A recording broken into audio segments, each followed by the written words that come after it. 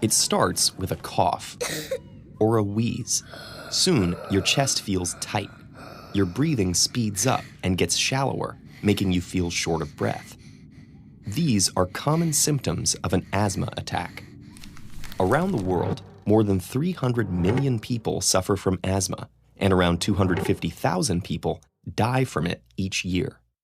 But why do people get asthma, and how can this disease be deadly? Asthma affects the respiratory system, particularly the smaller airways, such as the bronchi and bronchioles. These airways have an inner lining called the mucosa that's surrounded by a layer of smooth muscle. In people with asthma, the airways are chronically inflamed, which can make them hyperresponsive to certain triggers. Some of the many asthma triggers include tobacco smoke, pollen, dust, fragrances, exercise, cold weather, stress, and even the common cold. When people with asthma are exposed to these triggers, an asthma attack or exacerbation can occur. But how exactly do such everyday factors lead to an asthma attack? If an asthmatic is exposed to a trigger, the smooth rings of muscle that circle the small airways in their lungs contract and become narrow. Simultaneously, the trigger worsens inflammation, causing the mucosal lining to become more swollen and secrete more mucus. Under normal conditions, the body uses this mucus to trap and clear particles, like pollen or dust.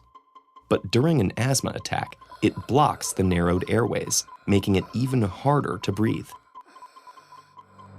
These effects lead to the symptoms of asthma.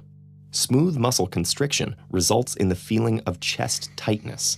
Excess mucus and increased inflammation can cause coughing, and the wheezing noise? That happens because as the airways constrict, air whistles as it passes through the narrowed space.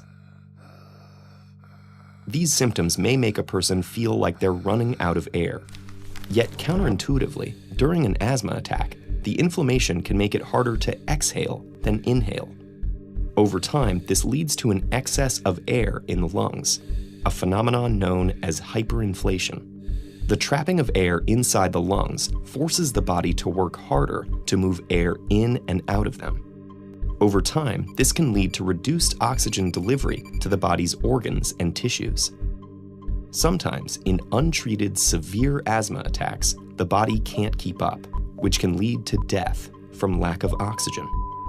So how do we prevent these uncomfortable and potentially fatal attacks in people who have asthma? One way is to reduce the presence of triggers. Unfortunately, the world is an unpredictable place, and exposure to triggers